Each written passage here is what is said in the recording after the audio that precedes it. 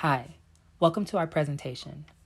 Our presentation will be talking about Albert Bandura's social learning theory within a specific media artifact.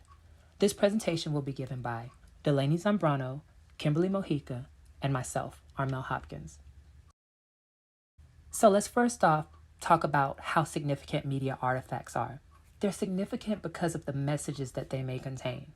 The media artifact that this presentation will be examining is CNN's coverage of President Biden getting the booster shot.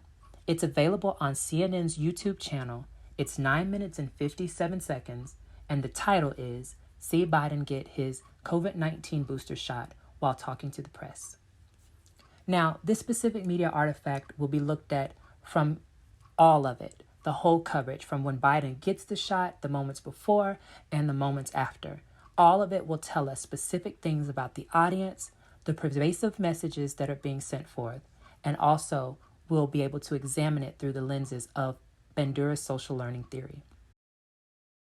First off, looking at the audience, we have the unvaccinated Americans as part of the audience, but then also we have CNN's traditional viewers. CNN's traditional viewers because they already watch CNN regularly. They're going to encounter it. But also the unvaccinated Americans because you have the President of the United States getting the booster shot in front of everyone, but specifically because he's the leader of this country, it provides a sense of credibility to those who are still questioning the vaccine. And it shows them, hey, it's safe, it's effective, so take it. And that is why we say unvaccinated Americans. However, certainly anyone who encounters this media that's unvaccinated certainly would be a part of the target audience as well. Now, looking at the first pervasive message, it's that the vaccine is safe. Basically, that the unvaccinated should not fear the vaccine or the booster. Here's an idea of what someone may say who has encountered this message and it's impacted them. Here's a quote, just an example. If the President of the United States is getting it live, it shows that it's safe to take. Now, let's look at the second pervasive message, that there is a threat. So we have all of these statistics that are on the right side of the screen showing us a 7-day average of new cases being 119,598 people, but then also showing us that it's down 19% and showing us that 55.3% of people are fully vaccinated.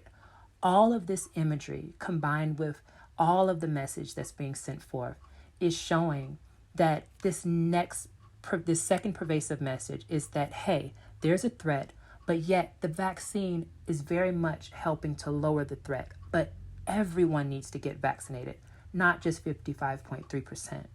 Here's an idea of what someone may say who has encountered this message and it was impactful. Look at all those people catching it in 1 week. It's going down though. The vaccine must be doing something. So, now that we've looked at the two pervasive messages and the audience, let's now talk about the social learning theory and see how it applies to this media artifact. According to Rosenberry and Vickers' Applied Mass Communication Theory textbook, the social learning theory examines a selective process and the media's effects on attitudes and behaviors. In the first half of the 20th century, however, psychologists believe that learning is done through direct experience. For example, we learn how to write in cursive by physically tracing the letters and practicing the upward and downward strokes. However, in the 1960s, Stanford psychologist Albert Bandura sought to prove that people can also learn from reinforcement that is observed and not physically experienced. In order to prove his theory, he conducted a series of experiments using an inflatable doll that Bandura called the Bobo doll. Through these experiments, children were exposed to an adult who was either playing gently or aggressively with the Bobo doll. Once the adults left the room, the children were observed alone with the Bobo doll. The children who saw the doll treated aggressively mimicked this behavior, punching and kicking the Bobo doll as they had seen the adults do, and as you can see from the photo evidence featured on the right of the slide. Additionally, the children who saw the doll treated kindly also mimicked this gentle, observed behavior. These results validated the social learning theory. Bandura further developed the social learning theory to outline the various sources of learning. Through his research, he identified mass media as being a prominent source of learning. According to the elaborated social learning theory, there are three ways that the media can teach people. First, through observation, where individuals learn things by seeing it done in the media. For example, learning how to tend to a garden by watching someone on the gardening channel do the same. You can also learn through inhibition, where individuals see the negative consequences of certain behaviors, such as celebrities being arrested for drunk driving and therefore learning that these actions are not acceptable. Finally, they can learn through disinhibition. This is where people are able to overcome their fears by watching individuals within the media overcoming them as well. This leads us to the application of the social learning theory to our media artifact. The purpose of our media artifact, showing President Biden receiving the COVID-19 booster vaccine, is to urge the viewers down a path of social learning via disinhibition that will ultimately lead to a behavior change. By projecting the visual of the President of the United States, a highly trusted and credible individual receiving a vaccination that so many Americans feared at the time, both CNN and the US government were able to convince viewers of the safety and approachability of this vaccine. After the footage aired, many Americans engaged in a cycle of observation, leading to internalization and promoting imitation.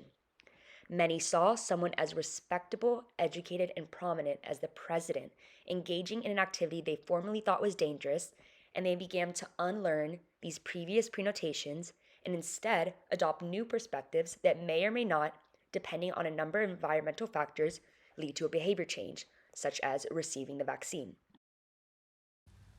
So, when we look at observation learning, Bandura pointed this out as being a key part of his theory because individuals learn through observation. Our eyes are very powerful tools, and we use them to witness actions and behaviors that take place that ultimately help us to shape our own behaviors. Now, television is something that is a tool that communicates, and we watch television with our eyes, we hear it with our ears, but this process of observing, seeing other individuals doing things such as cooking on a cooking show or reality television where we're able to see individuals go through these social situations and we get to learn both positive and negative social skills, or in the case of cooking, we get to learn how to cook new things. So we learn through observation, and television facilitates that quite a bit. It's also important to note in the media artifact, there are four key aspects of observation learning that is being targeted. Number one, attention. Number two, retention. Number three, reproduction. And number four, motivation. We have attention because the President of the United States is getting the booster shot. So it's fostering attention from people, but also retention because of the way that the news is cycled. It continues to show throughout the day. They continue to talk about it throughout the day and repeat the same imagery, the same statistics on the right side of the screen. So there we have that retention to get the message into your head, to make it solid. But then we also see this attempt to motivate in what the individuals are saying, both what Biden says as well as the commentators, those people that are talking about it, what they say.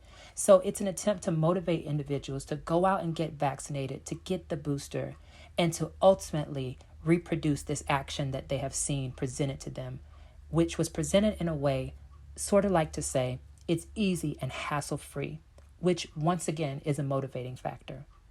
Now, let's look at inhibition learning in action in this media artifact. Inhibition learning in action. According to Bandura's social learning theory, media can teach individuals through inhibition. Inhibition is the act of seeing negative consequences of behavior in media, which then teaches people to not engage in such behaviors. When people see negative events happening to others, they are less likely to engage in similar actions so as they won't partake in similar consequences.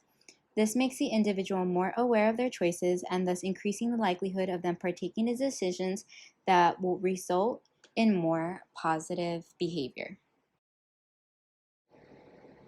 Inhibition learning in action. In the media artifact presented, individuals are learning inhibition through statistics presented in the media.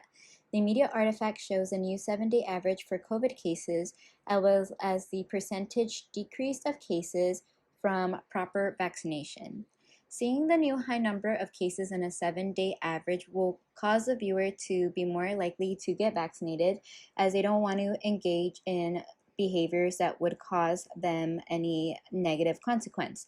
For example, not getting vaccinated will cause them to possibly be part of the increasing number of the COVID cases. Furthermore, the reporter does start speaking of children spreading the diseases faster and can possibly infect older loved ones. And that teaches parents to get vaccinated so they don't engage in behavior that will cause their loved ones to get sick. Looking at disinhibition in the learning theory, Bandura's social learning theory states that disinhibition is another way that individuals learn. You see, fear can be a huge factor for behaviors. However, when people are able to see the issue being dealt with, to see the fear being conquered, they are less likely to fear those circumstances. There's a live example before them of how to beat it, how to defeat it, how to overcome it, and that helps. Now, seeing the problem solving taking place, it reduces that fear, and people can see themselves in the person that is doing the overcoming. Now, to go further into it, in this specific media artifact, individuals are learning through disinhibition because the vaccine is being taken by the President of the United States. His status certainly plays a huge role in that. He also does this great job at remaining calm and not showing any signs of pain or difficulty, which once again gives into the fact of, hey, this is safe, it's effective, it's easy to do, just go and get a shot. And so someone seeing him getting this shot, not only seeing him get the booster, but seeing him get the booster having already gotten the vaccine, it's almost like it covers all of those territories and say, hey, the vaccine is safe, the booster is safe, I'm all right, I'm standing right here, I'm walking around fine, so why don't you go do it? And people seeing that happen, it's a way of learning through disinhibition. It's disinhibition learning in action. To conclude, media artifacts are significant because of the messages they contain, the way that they make their audience feel, and the behavioral changes that they may invoke. The media artifact that we analyzed, the live footage of President Joe Biden receiving the COVID-19 booster shot, successfully targeted unvaccinated Americans by showing them that something they were afraid of was a vital necessity that even individuals in the highest positions of government were enduring. In order to convey this message in an effective manner, the media practitioners relied on the effects of the social learning theory. The high-definition visual image of our nation's leader engaging in a specific behavior without fear or hesitation pushes us to learn by observing. Additionally, reading the startling statistics regarding the gravity of the virus encourages the audience to learn from inhibition. Finally, they are quelling the audience's fears by giving them evidence of a prominent figure overcoming widespread fear and not only getting the vaccine, but getting it on live television and taking on the responsibility of encouraging millions of others to do the same. Thank you for viewing our presentation. We appreciate your time, we appreciate you viewing it, and we hope that you enjoyed and learned about the social learning theory through our media artifact. Have a good day.